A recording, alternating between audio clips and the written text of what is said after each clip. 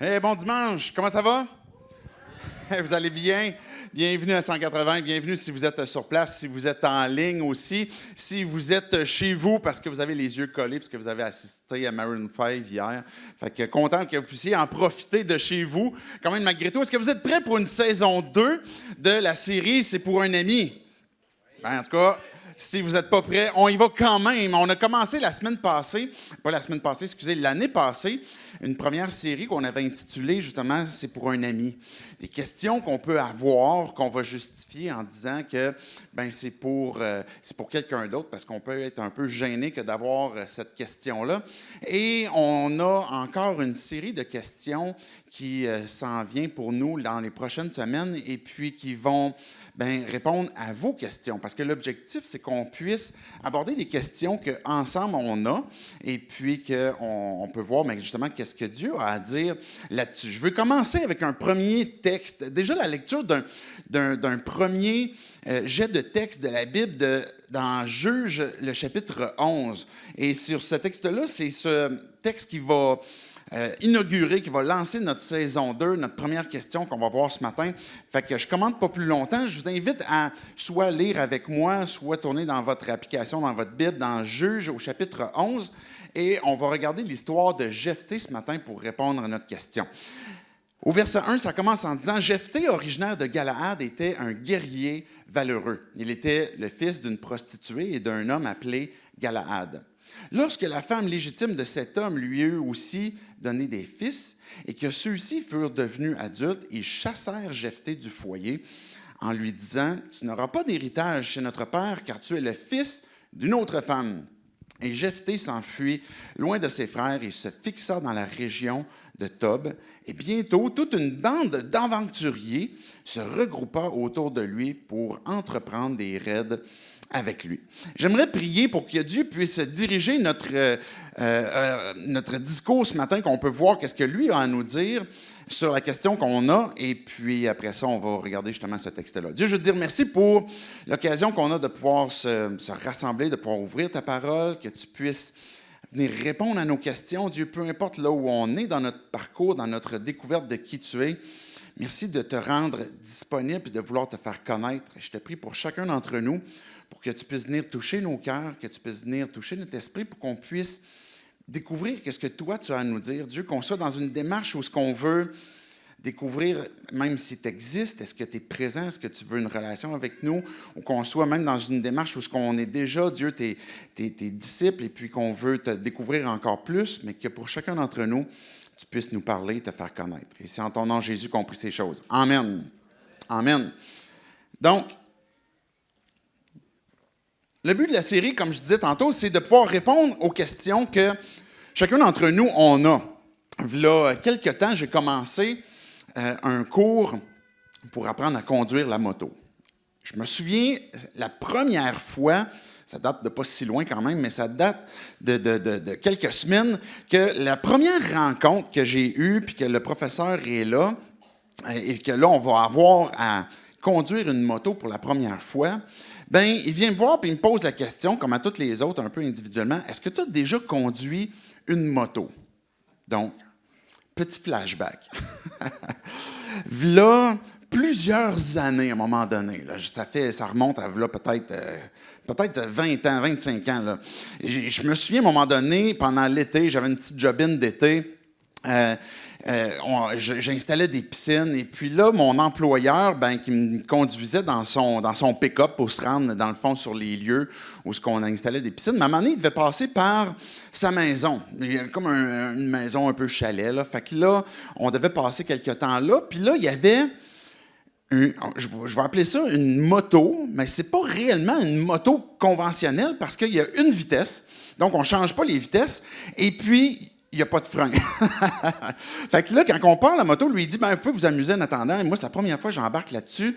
Et là, on part la moto. Et comme on part la moto, la moto avance toute seule. On n'a même pas besoin de donner de gaz. La moto, elle avance toute seule.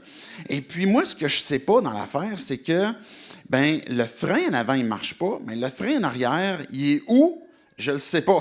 Il n'y a pas d'autre poignée sur l'autre côté. On a juste une, ça marche pas. Et je sais pas, moi, qu'il y a un frein au pied. Fait que là, ben, je m'amuse un petit peu avec la moto. Et puis là, je veux arrêter à un moment donné quand que c'est la fin. Mais ça n'arrête pas. Et là, je me souviens que je suis au bout de son entrée. Et puis là, c'est comme un cul-de-sac. Et puis là, je me dis, ben là, je ne serais pas capable de tourner. Je ne suis plus capable de freiner. Qu'est-ce que je fais? Puis au bout de ça, ben c'est comme une pente qui est vraiment abrupte avec plein de sapins qui sont là. Puis ils sont complètement secs, les sapins. Fait que c'est des branches sèches. Et là, j'arrive au bout. Puis je me dis... Ben, ça y est, c'est les sapins qui vont m'arrêter. Et là, je commence à descendre la côte, et là, j'ai des branches de sapin en face qui me fouettent. Puis là, j'essaie de descendre comme ça. Puis là, mon boss, lui, me regarde dans l'autre bout, puis il se dit, mais qu'est-ce qu'il s'en va faire? Et je ne sais pas moi-même qu'est-ce que je m'en vais faire, mais j'ai hâte que ça arrête parce que ça fait mal. Et là, je me retrouve en bas, finalement, les paupières en sang, puis avec la face toute graffinée, réussi à arrêter la moto. Et là, quand mon professeur, là, je reviens du flashback, me demande, as-tu déjà conduit une moto? Ben, je dis oui. Mais c'était la seule expérience que j'avais eue qui n'était pas nécessairement une très bonne expérience. Et là, on commence le cours et ben, il dit, ben, étant donné que chacun d'entre vous, vous m'avez dit que vous avez déjà conduit des motos, ben, vous pouvez y aller, vous pouvez commencer. Et là, moi, je me souviens de mon mauvais souvenir. Je me dis, oh, là, j'ai un petit peu d'orgueil. J'ose pas trop poser mes questions comme, OK, mais je t'ai dit oui, tu sais, mais en même temps, c'est pas vraiment non plus, tu sais, je sais pas sont où les freins. Mais lui, il nous envoie, puis on débute comme ça. Et puis là, ben, je vois que les autres semblent se débrouiller. Puis là, moi, je regarde un peu les autres. Puis, ben, je réussis à me débrouiller pas si mal. Des fois, on se retrouve dans des situations un peu comme ça où ce que on aurait besoin de poser une question, on aurait besoin de comprendre certaines choses, mais on est trop gêné. On a peut-être l'orgueil de poser la question, qu'est-ce que les autres vont dire? Mais j'ai dit que oui, je savais, mais que dans le fond, je ne sais pas vraiment. Fait que là, je suis obligé de faire semblant de continuer que je sais.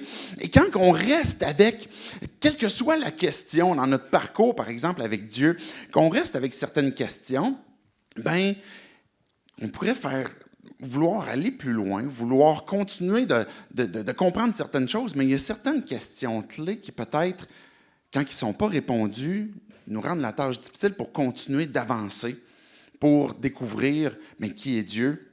Et puis on a besoin de comprendre, mais c'est quoi que Dieu il s'attend de nous dans le fond. Et puis, le but de la série, ben, c'est justement qu'on puisse aborder de ces questions-là, qu'on puisse avoir ce dialogue-là, que vous puissiez ben, commenter, envoyer des questions. C'est déjà ce que j'ai fait même cette semaine. Puis, j'ai posé une question, là, si vous êtes sur le groupe de Communauté 180, j'ai fait un petit sondage, puis j'ai essayé de regrouper différents domaines de questions dans lesquels on pourrait être. Là. C'est peut-être écrit un peu petit, là, je ne sais pas si vous le voyez bien, mais sinon, en tout cas, il y a eu une bonne participation, plusieurs ont participé.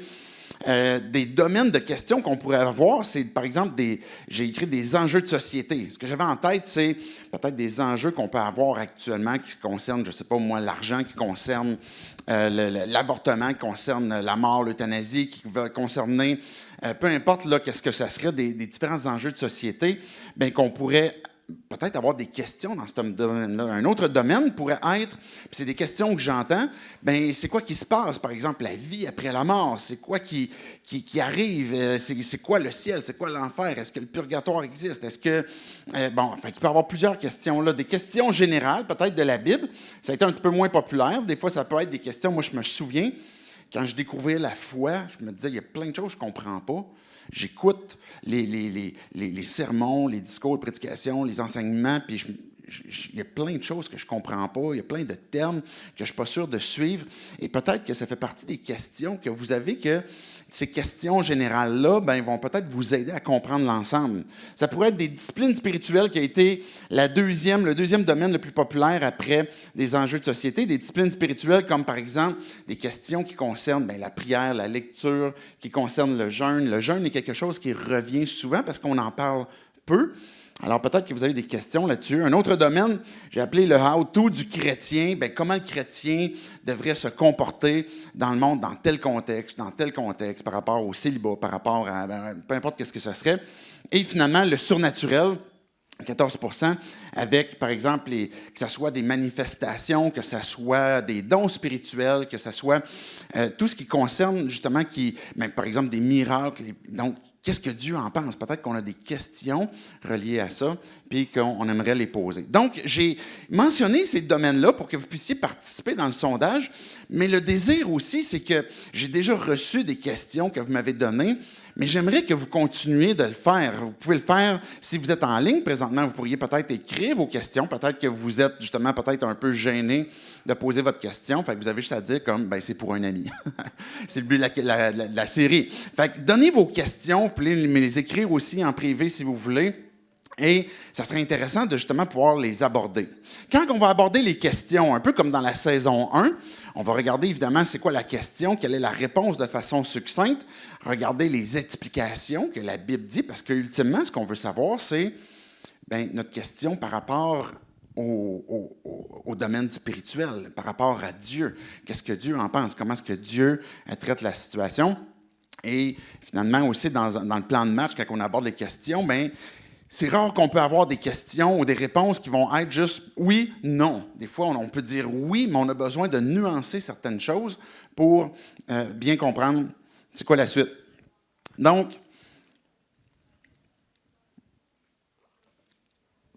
la question de ce matin, qu'est-ce que je dois faire si je ne fit pas dans le moule? Qu'est-ce qu'on fait si on ne fit pas dans le moule? On pourrait regarder, par exemple, l'Église, on pourrait regarder les gens dans l'Église, on pourrait regarder différents contextes, puis se poser la question, qu'est-ce que Dieu s'attend de moi si je ne fit pas dans le moule? Parce que ça va être la question sous-jacente à ça si on regarde un groupe de personnes, un groupe de gens, puis que peut-être qu'on sent comme quoi que Dieu nous appelle, par exemple, à s'impliquer, à s'investir, par exemple, si c'est l'Église. Et puis, on pourrait regarder ça de loin puis se dire, j'ai l'impression que ça correspond peu ou pas à ce que je suis. Mais qu'est-ce que Dieu s'attend de moi dans ce cas-là? Si il veut que je sois là, mais j'ai l'impression que je ne vais pas arriver à fitter dans le moule. La question de ce matin est la question issue d'un ami que moi j'ai. Cet ami-là, il a souvent cette impression, par exemple, quand il est pasteur lui aussi, et quand il va, par exemple, à des conférences, quand il va rencontrer, par exemple, d'autres collègues pasteurs, il voit leurs différentes façons d'être, leurs façons qui sont peut-être très charismatiques, peut-être qui sont très portés à lire certains livres, à écouter un style de musique. Et puis, souvent, quand il les regarde, peut-être du moins en apparence, il va avoir l'impression que j'ai l'impression que je ne fit pas dans le moule pastoral. J'ai l'impression que je suis pas nécessairement comme ce que la moyenne des autres pasteurs sont. Ils vont regarder, ils vont avoir des intérêts, que ce soit des lectures, comme je disais, que ce soit de la musique, que ce soit peut-être même un style de leadership qu'ils vont avoir qui va correspondre peu pour que mon ami puisse s'identifier ou se sentir comme quoi qu'il fit dans ce moule-là. Et puis, il pourrait avoir, par exemple, aussi un contexte où il semble très, très organisé. Il semble avoir un plan de match pour toutes les situations. Puis, tout est très, très timé à chaque virgule près. Et puis, quand que lui, il regarde ça, il se dit, j'ai l'impression que c'est pas le style qui, moi, me convient, que tout doit être organisé. Et comment est-ce que Dieu veut m'utiliser si j'arrive pas à fitter dans ce moule-là?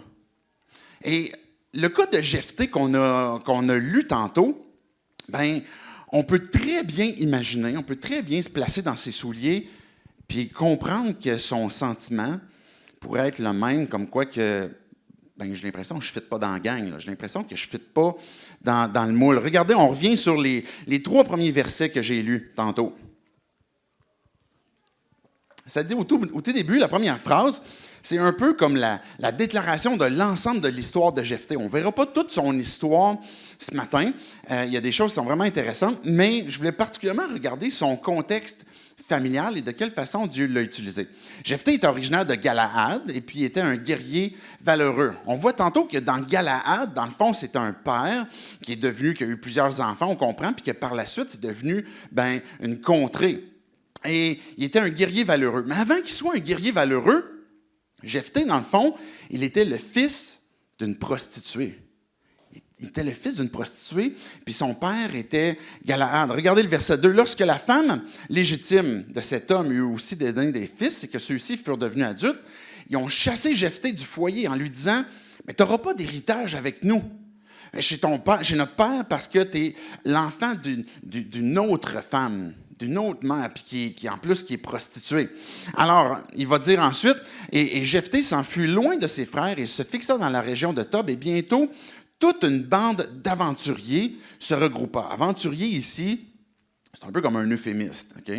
C'est plutôt comme d'autres traductions vont employer l'expression des vauriens, des bad boys, là, des gars qui sont pas nécessairement recommandables, que tu ne voudrais pas nécessairement que ta fille aille marier un de ces gars-là. Bien, dans le fond, une bande d'aventuriers s'est regroupée autour de lui pour entreprendre des raids avec lui. Dans le fond, Jephthé, c'est un entrepreneur. Il a entrepris des raids, mais il a été rejeté de par ses frères.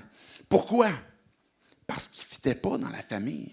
C'est un fils d'une autre femme, d'une prostituée, et puis il s'est fait chasser d'eux. Et puis en disant, mais tu n'as pas ta place parmi nous, tu ne peux pas avoir l'honneur qui t'est dû parce que tu n'es pas de la même mère, d'une mère légitime que nous, et il n'y a pas d'honneur pour toi, il n'y a pas d'héritage, il n'y a pas de bien que tu vas pouvoir obtenir. Et puis, ce que Jephthé a fait, c'est qu'il a quitté loin de ses frères. Il est parti loin pour s'isoler, et puis ses nouveaux amis, sa nouvelle vie, finalement, mais ressemble à des nouvelles fréquentations qui, du moins dans les premiers textes, nous montrent comme quoi qu'ils ne sont pas très recommandables. Dans notre contexte, encore aujourd'hui, bien, on pourrait avoir ce regard-là, peut-être pas toujours généré de la même façon comme Jephthé, qui s'est retrouvé dans une famille puis qui s'est fait rejeter, mais on pourrait avoir ce sentiment comme quoi que j'ai l'impression que je n'ai pas ma place. J'ai l'impression que ce soit par une attitude, que ce soit par un regard, j'ai l'impression qu'il y a un moule qui est là et que je n'arrive pas à fitter dedans. Je n'arrive pas à changer suffisamment. Et puis, on peut regarder, par exemple, des fois, des chrétiens, justement, qui sont peut-être dans l'Église, peut-être que tu es dans un cheminement où tu veux découvrir c'est qui Jésus, c'est quoi la foi, etc. Et puis, tu regardes ça, puis tu te dis, ben ils ont l'air de vivre quelque chose qui me ressemble moins. Ils ont l'air de parler de choses que je ne comprends pas très bien. Et puis, ils ont l'air de vivre justement certaines choses liées à Dieu, liées à leur, par exemple, adoration, que pour moi, je comprends difficilement. Et à ce moment-là, on pourrait avoir une impression comme quoi que l'Église, au sens large, avec un grand E, c'est un moule dans lequel je n'arrive pas à fitter. Et des fois, ce que ça pourrait faire, c'est qu'on reste avec notre question de comment je ferais pour fitter dans ce moule-là? Si Dieu est en train de m'interpeller, si Dieu est en train de tranquillement convaincre mon cœur, puis d'attiser en moi peut-être pour que je puisse ouvrir mon esprit, et puis que là, j'arrive devant un moule que j'ai l'impression que je fitte difficilement, qu'est-ce que Dieu il s'attend de moi? Comment est-ce qu'il veut que j'intègre, par exemple, l'Église? Peut-être comme maman, des fois, on pourrait regarder d'autres mamans puis avoir l'impression que ils ont l'air de tout faire les choses parfaitement. Ça a l'air de super bien aller tout le temps. On dirait que leurs bébés, ils n'ont pas de problème. On dirait que l'allaitement, ça va super bien. On dirait que l'éducation, c'est pas compliqué. On dirait qu'ils n'ont jamais besoin de punir leurs enfants. Et puis, ils n'ont pas de l'air comme mal élevés. Et puis, on pourrait regarder les autres mamans puis dire, j'ai l'impression que c'est un moule que j'arrive pas à être. Je parlais tantôt de pasteurs, puis je connais que, par exemple, des missionnaires, que c'est le même sentiment. Ils regardent d'autres ministères. Il y a certains missionnaires qui s'identifient même comme, je suis un missionnaire comme qui est pas digne de l'être. Je suis un mauvais missionnaire parce que j'ai l'impression que j'arrive pas à faire comme les autres, et puis ce moule-là est plus difficile. Ça pourrait être comme leader. On regarde d'autres leaders, puis on se dit, j'ai l'impression que je ne fitterai pas dans ce moule-là. Est-ce qu'il faut que je sois charismatique comme tous les autres, organisé comme tous les autres? Est-ce que je dois lire les mêmes livres que tous les autres? Si je suis entrepreneur aussi, on pourrait avoir cette même perception des fois d'un modèle, puis qu'on se dit, j'arrive pas à être dans ce moule-là, puis on a de la difficulté à entrer. Puis si Dieu, il m'a doté de certains talents, puis il m'appelle même à être dans l'entrepreneuriat, puis d'être un leader, comment je vais l'être si, encore une fois, je n'arrive pas à fitter dedans? Peut-être que tu es célibataire, puis tu regardes les autres couples, puis tu te dis, mais c'est comme le moule de notre société. À chaque fois qu'on va dans une fête familiale, on me demande quand est-ce que je vais revenir avec un chum ou une blonde. Et puis, peut-être que justement, tu es célibataire, puis que pour toi, tu te dis, est-ce que je vais bien fitter dans tel contexte? Ou bien mon couple bat de l'aile, ou je suis séparé, ou je suis divorcé. Est-ce que je vais être bien accueilli dans une église où ce qu'on dirait que tout a de l'air en apparence parfait, puis que les couples ont tout le temps de l'air comme à bien filer? Est-ce que nous, pour bien fitter là-dedans, il faut qu'on fasse semblant que tout va tout le temps bien? On est confrontés, chacun d'entre nous, à des moules, des modèles qu'on croit dans lesquels on devrait comme s'intégrer, peut-être qu'on sent que Dieu nous appelle à faire partie et s'investir, mais on a l'impression que ce moule-là, il est forcé pour nous. Ce que ça génère comme conséquence, c'est qu'on ne se sent pas à la hauteur. On se sent comme quoi on n'est pas adéquat pour intégrer, pour pouvoir servir, pour pouvoir s'impliquer, pour pouvoir être présent. Et puis, on a l'impression que, à ce moment-là, pour pouvoir fitter dans un moule, puis d'où la question, comment on fait pour fitter dans le moule, si on a le sentiment comme quoi que ça ne fonctionne pas, mais on pourrait forcer certaines choses, puis s'épuiser à essayer d'être quelqu'un d'autre qu'on n'est pas, et puis qu'on n'y arrive pas. Et puis, sentir que, dans ce cas-là, si j'y arrive pas, ou si j'y arrive, il faut que je maintienne toujours un peu une image de ce que je ne suis pas nécessairement vraiment, ou bien, c'est trop gros pour moi, ça devient épuisant, fait que je vais me retirer, je vais m'isoler. Jephthé est parti loin de ses frères.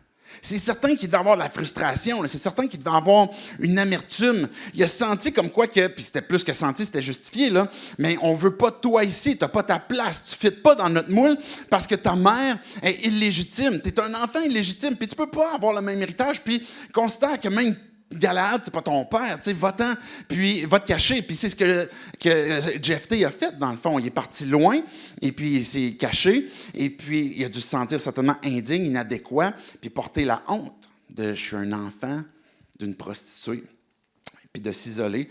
Puis le danger qui peut nous guetter dans ce moment-là, c'est peut-être de l'endurcissement, peut-être le découragement, peut-être de l'envie ou une forme d'orgueil.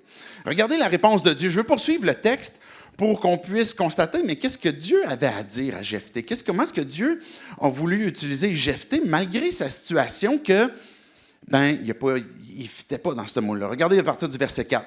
C'est à cette période que les Ammonites firent la guerre à Israël. Quand ils attaquèrent les Israélites, les responsables de Galaad allèrent chercher Jephthé dans la région de Tob. Ils lui dirent, « Viens prendre le commandement de nos troupes pour que nous combattions les Ammonites. » Jephthé leur répondit, « Vous m'avez haï puis vous m'avez chassé de chez mon père. Comment osez-vous faire appel à moi maintenant que vous êtes dans la détresse? » Les responsables reprirent, « C'est bien pour cela que nous revenons à toi maintenant. Si tu viens avec nous et si tu combats les Ammonites, tu deviendras notre chef à tous et tu seras à la tête de toute la population de Galaad. » « D'accord, répliqua Jephthé. Mais si vous me faites revenir pour combattre les Ammonites et que l'Éternel me donne la victoire sur eux, je resterai votre chef. » Alors les responsables de Galaad lui déclarèrent, « L'Éternel en est témoin, qu'il nous punisse si nous ne faisons pas ce que tu as dit. » Et verset 11. Alors Jephthé partit avec les responsables de Galaad, le peuple le nommant chef et le mit à la tête des troupes. Jephthé répéta les termes de l'accord conclu avec les responsables devant l'Éternel à Mitzpah. Ça commence à aller mal pour les frères de Jephthé.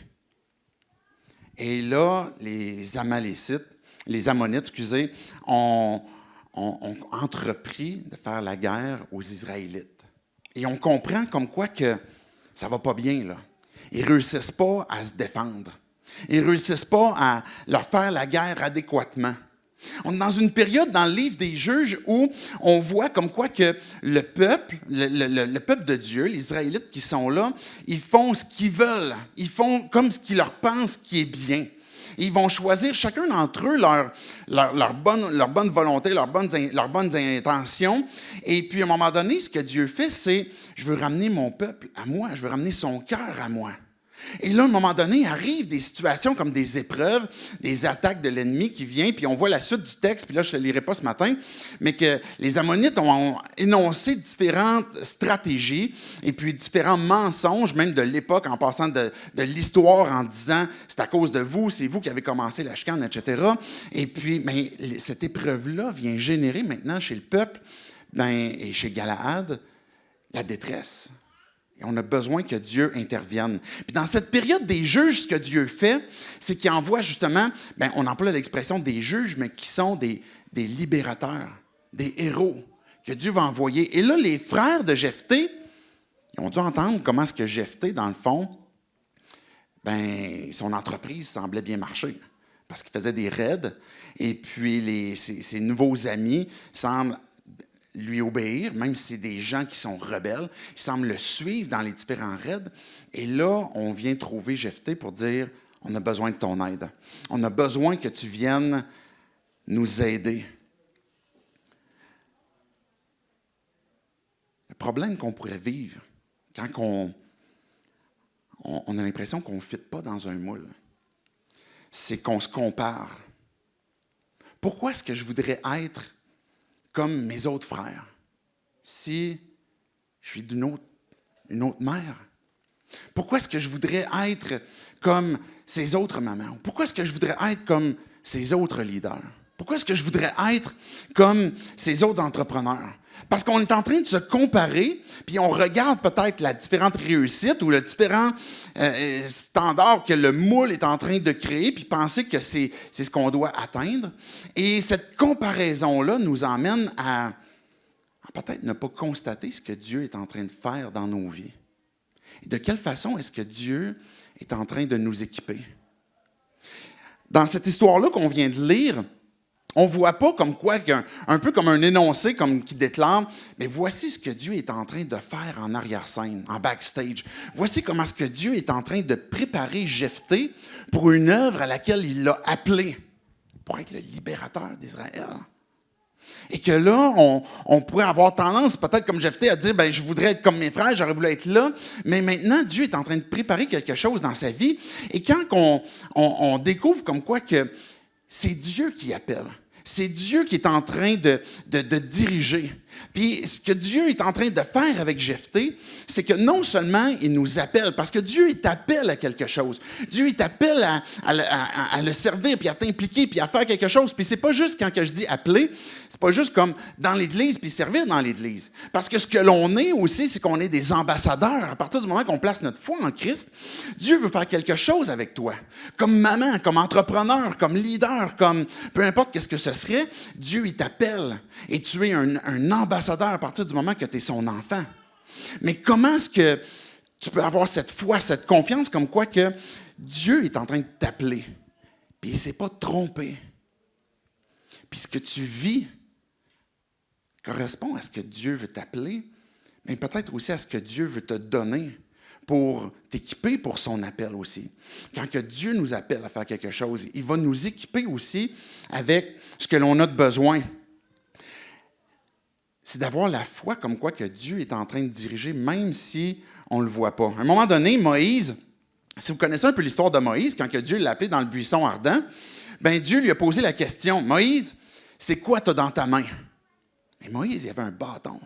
Ça faisait 40 ans qu'il était en train de s'occuper des troupeaux de son beau-père. Tu sais, le gars, il ne devait pas comme nécessairement être... Les 40 premières années, il était fils du pharaon, tu sais, il était dans la haute sphère de société. Et puis là, maintenant, il se retrouve comme... Mais je m'occupe de l'entreprise de mon beau-père, je garde ses moutons. Et puis, quand que Dieu vient le rencontrer, il demande, mais c'est quoi tu as dans ta main? Et puis Dieu a utilisé, au sens figuré, ce bâton que Moïse avait. Cette préparation comment est-ce que Dieu avait appelé Moïse, lui a donné aussi tout ce qui était nécessaire pour le servir. Mais souvent, on pourrait avoir ce sentiment, comme Moïse, que je ne suis pas à la hauteur. J'ai l'impression que je ne suis pas la bonne personne. Pourquoi est-ce que moi, tu m'envoies, moi, je garde des moutons, tu m'envoies pour parler à Pharaon, puis Dieu, il dit, Même avec ce que tu n'as pas, je vais t'utiliser. Avec ce que je t'ai donné, c'est ce que je vais t'utiliser. On pourrait citer l'exemple de David, que peut-être vous connaissez, David et Goliath. Tout le monde a entendu cette histoire-là. Mais qu'est-ce que David a utilisé? Au tout début, dans l'histoire, le roi en poste, parce que ce n'était pas David à l'époque, quand il a combattu Goliath, c'était Saül. Puis Saül, il a dit, « Hey, je vais te donner mon armure. Je vais te donner mon moule pour que tu fittes dedans. » Puis David, il l'a mis, puis il s'est dit, « Ça ne marche pas. Je suis encombré, c'est pas moi. Moi, je garde des moutons, moi aussi, puis je m'occupe de... je joue de la harpe, je suis un artiste, j'aime composer des poèmes. David, il était un artiste, mais il était quand même pas pire guerrier aussi. Là. Il avait déjà tué comme un ours ou lion, là. Fait que c'est quand même pas quand même, en tout cas, quand même pas pire. Fait que bref, David, quand il va lutter contre Goliath, il s'enlève de l'armure de Saül, de son moule, puis il prend ce que Dieu lui a donné, avec qui il est. On pourrait citer l'exemple de Paul. Paul, il se faisait continuellement critiquer par le fait que, t'es qui, Paul? Par quelle autorité est-ce que tu nous dis qu'est-ce qu'on devrait faire? Et Paul, lui-même, il disait, je suis comme l'avorton. Je suis comme le fils de la prostituée. Je suis l'avorton des apôtres. Mais pourtant, Dieu m'a appelé à quelque chose. Puis Dieu m'a équipé pour faire quelque chose. Je vais juste faire la citation, je ne l'ai pas apportée, mais regardez qu'est-ce que Paul il va dire, ou écoutez plutôt qu'est-ce que Paul va dire. Telle est l'assurance que nous avons par Christ devant Dieu. Cela ne veut pas dire que nous puissions nous considérer par nous-mêmes à la hauteur d'une telle tâche, par exemple d'être dans le ministère. Au contraire, notre capacité vient de Dieu. C'est lui qui nous a rendus capables d'être les serviteurs d'une nouvelle alliance qui ne dépend pas de la loi, avec ses commandements écrits, mais qui dépend de l'Esprit. Car la loi, avec ses commandements écrits, inflige la mort, et l'Esprit, lui, communique la vie. Ce que Paul est en train de dire, c'est que cette assurance, ce qu'on peut considérer comme étant capable de faire, ce n'est pas parce que ça vient de nous, mais c'est parce que Dieu nous appelle, puis Dieu va nous équiper pour ce à quoi il nous appelle. Maintenant, de quelle façon est-ce que Dieu veut le faire dans ta vie? Dans nos vies, on pourrait penser comme quoi que, est-ce que c'est une erreur que je me retrouve dans ce contexte-là, que Dieu veut m'utiliser dans une situation? Peut-être que tu as l'impression que ton caractère ne fit pas avec ceux que tu penses qui peuvent s'occuper, mettons, d'une telle tâche, d'un tel type de leadership. On pourrait avoir l'impression comme quoi que j'ai peut-être pas suffisamment d'éducation, j'ai peut-être pas la bonne approche, peut-être trop introverti comparativement à tous les extravertis qui sont là, ou j'ai peut-être pas la santé pour que je puisse faire ce à quoi Dieu m'appelle. J'ai peut-être pas l'argent pour pouvoir le faire. Je suis peut-être rendu trop vieux pour pouvoir le faire aussi. Mais ce que Dieu il fait, c'est que chacun d'entre nous, il nous appelle, il nous équipe. Et le libérateur que Israël avait besoin à l'époque, qu'on a lu dans Juge 11, on voit la suite de l'histoire que Jephthé est venu, qui a fait ses pourparlers avec les Ammonites, et puis qu'il y a eu une guerre, puis que Dieu lui a donné la victoire, que Dieu l'a utilisé avec qui il était, même s'il était le fils d'une autre femme, d'une prostituée, même si on lui avait dit « tu n'auras pas d'héritage avec nous », maintenant Jephthé est rendu celui qui est à la tête du peuple à Galaad. C'est celui qui a conduit la victoire à Israël et puis celui que Dieu a utilisé pour faire avancer sa gloire. Mais ce Jephthé-là nous pointe ultimement vers Jésus, nous pointe ultimement sur la personne de Christ, que Jésus est celui qui est notre libérateur, celui qui nous conduit, celui qui peut nous libérer de tout ce qui nous empêche que de pouvoir découvrir pleinement la vie en lui. Jésus a été perçu comme, lui aussi, un enfant illégitime. On disait de Marie que c'était une prostituée, ou du moins qu'elle couchait avec d'autres hommes, ou un autre homme que Joseph, qui lui était promis. Et Jésus a été considéré comme un enfant illégitime. Mais l'histoire nous montre comme quoi, que les évangiles nous montrent que Jésus n'était pas un enfant légitime, mais qu'on le considérait comme tel, mais qui a été celui quand même que Dieu a utilisé pour venir sauver son peuple, Jésus a été celui qui, parmi les hommes, a été rejeté. La Bible nous dit dans les évangiles comme quoi on n'a pas voulu de Jésus. Parce qu'on considérait que, oui, non seulement il pouvait être illégitime, mais que sa présence nous dérangeait. Et on lui a fait comprendre comme quoi qu'il n'y avait pas sa place. La lumière, l'ont rejeté, que Jean va dire dans son évangile.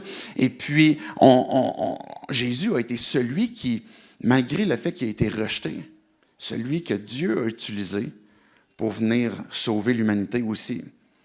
Jésus a été celui qui, un peu comme Jephthé, qui s'est retrouvé avec des gens de mauvaise vie. Jésus a été aussi celui que les gens de mauvaise vie venaient à lui. Jephthé, on a vu dans le texte que les gens venaient à lui.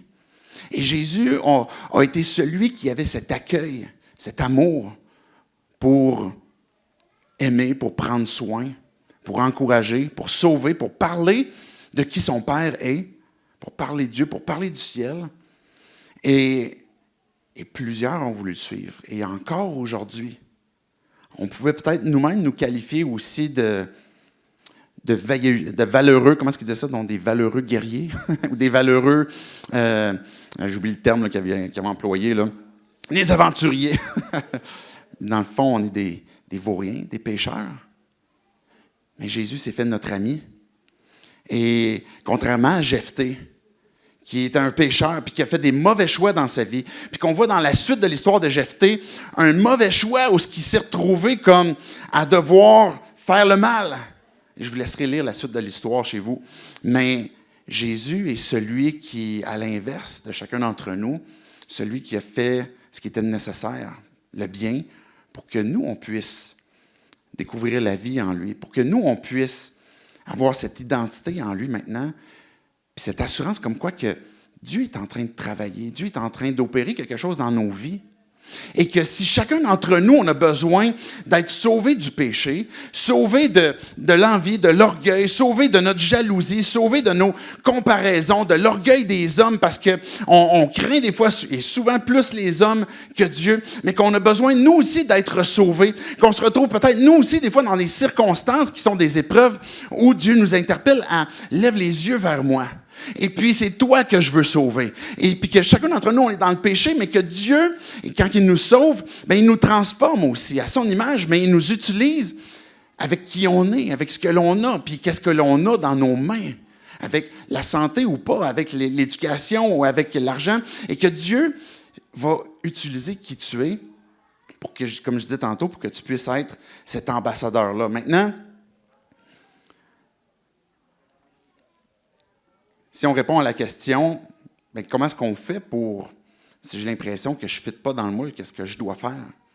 Puis si j'ai cette impression comme quoi que Dieu veut m'utiliser, il veut m'utiliser, par exemple, dans le ministère. Ou Dieu veut t'utiliser pour servir, par exemple, dans l'Église. Dieu veut t'utiliser pour être un père, pour être une mère, pour être un ami qui partage sa foi, pour être une maman. Et Dieu veut t'utiliser pour ça. Mais ça veut dire quoi de fitter dans le moule? Et pour répondre à la question, ben, est-ce qu'on veut vraiment chercher à fitter dans un moule? Et de ressembler à quelqu'un que peut-être on n'est pas, puis de chercher à maintenir ça? Ou d'avoir cette ouverture d'esprit, de cœur de « Mais Dieu, c'est qui je suis en toi? Qu'est-ce que tu as créé en moi? Qu'est-ce que tu m'as donné et de quelle façon est-ce que tu veux l'utiliser? » Et je pense que cette première étape pour répondre à la question, c'est pas de chercher à fitter dans le moule, mais de prier, de demander à Dieu, viens te faire connaître à moi. Viens te révéler à moi pour que je puisse te connaître toi premièrement. Découvrir comment est-ce que Jésus, puis j'ai pris le temps de faire le lien, comment est-ce qu'on pourrait comparer Jésus à Jephthé, parce que ultimement, ce qu'on veut faire, c'est placer justement Jésus au centre, puis découvrir qui lui, il est. Continuellement pour savoir comment est-ce que lui intervient, comment est-ce que lui, il est fidèle, comment est-ce que lui, il aime, comment est-ce que lui, ultimement, il est le moule dans lequel il nous invite puis qui nous transforme. Et pas le moule qu'on voudrait fitter à quelque part d'une société, mais que Dieu, tu es qui? Jésus, tu es qui? et puis que je veux découvrir pleinement, et puis que finalement, tu peux continuer de prier pour savoir, mais Dieu, c'est quoi te placer en moi? C'est quoi cet appel que tu as placé en moi? C'est quoi ces dons? C'est quoi ces capacités? C'est quoi ces ministères que tu me confies, puis que tu veux que j'avance? Et peut-être que, et certainement, qu'il va y avoir des situations où ce que tu vas dire, mais j'ai l'impression que Dieu, tu veux que j'aille dans une direction, que je fasse un pas que je ne suis pas digne, que je ne suis pas à la hauteur. Mais là, il y a un pas de foi, un pas d'obéissance, de dire, Dieu, c'est toi que je suis. C'est toi que je veux suivre. Et puis, pour découvrir pleinement la vie en toi, c'est te faire confiance et obéir à ce que tu me demandes. Fait que je veux renoncer à toute forme de comparaison. Puis je veux plutôt trouver, mais qui tu es, puis qui je suis en toi. Puis faire confiance, je vais inviter le Ben à s'avancer pour la transition, parce qu'on va avoir l'occasion justement de pouvoir adorer Dieu, de pouvoir l'élever. Mais de se rappeler qui est Christ et qui on est en lui. Quand on est dans une situation où nos yeux sont fixés sur ce qu'on voit, ce qu'on pourrait avoir comme impression, peut-être qu'on voudrait fitter dans un moule, mais qu'on ait cette foi, cette confiance de lever les yeux vers Dieu, puis de se rappeler que mon identité, c'est en toi que je vais la trouver. Mon approbation, c'est en toi que je vais la trouver. Et la crainte que je pourrais avoir des hommes, je veux renoncer à vouloir fitter dans ça pour plutôt faire ce à quoi tu m'appelles. Et faire confiance que justement que je ne suis pas abandonné au hasard, que Dieu ne t'a pas oublié dans ton célibat, que Dieu ne t'a pas oublié dans ton couple, qui peut-être a de la difficulté, que Dieu ne t'a pas oublié dans tes imperfections de parents. Peut-être que Dieu ne t'a pas oublié que dans ton entreprise ou dans ta façon d'être avec tes amis, ta façon d'être à l'école, que Dieu ne t'a pas oublié et qu'il ne t'a pas juste abandonné puis laissé aller. Mais que Dieu est en train de travailler backstage dans ta vie, en arrière-plan. Puis d'avoir cette confiance comme quoi que Dieu, c'est dans cette vie que tu as créée pour moi, dans laquelle je veux fitter. Et pour ça, on a peut-être besoin aussi quand on veut le servir, s'impliquer, être là où Dieu nous appelle, la beauté du corps de Christ, la beauté de ce que Dieu fait, c'est justement la diversité. Donc, il y a quelque chose qu'on a à recevoir des gens avec qui on va être. D'avoir cette humilité de, je ne fais pas dans ce moule-là, puis tant mieux, parce que il y a des choses que je vais apprendre, il y a des choses que je vais découvrir. Il y a des gens qui vont pouvoir s'investir dans ma vie, qui vont pouvoir me faire comprendre différentes choses. Et à l'inverse, je vais avoir aussi l'occasion de contribuer. Là où peut-être je vois que je peux apporter dans ce dans quoi Dieu est en train de m'appeler.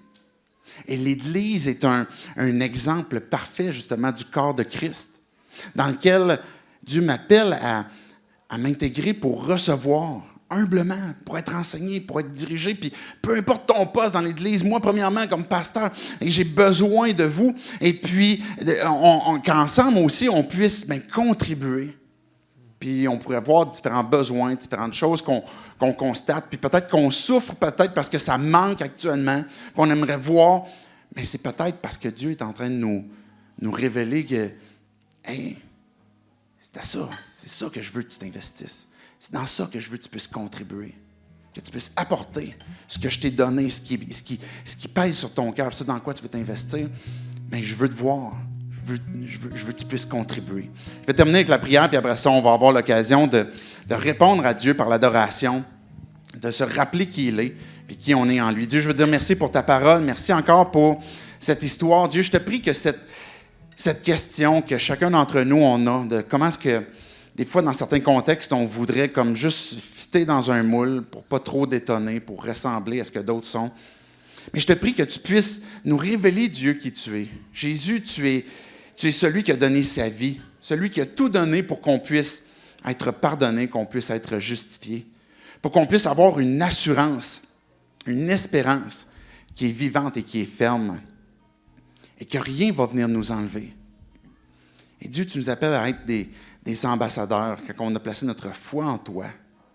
Tu nous appelles à vivre cet appel dans lequel tu nous as placés, pour chacun d'entre nous, que ce soit dans un foyer comme maman, comme papa, que ce soit à l'école, que ce soit au travail.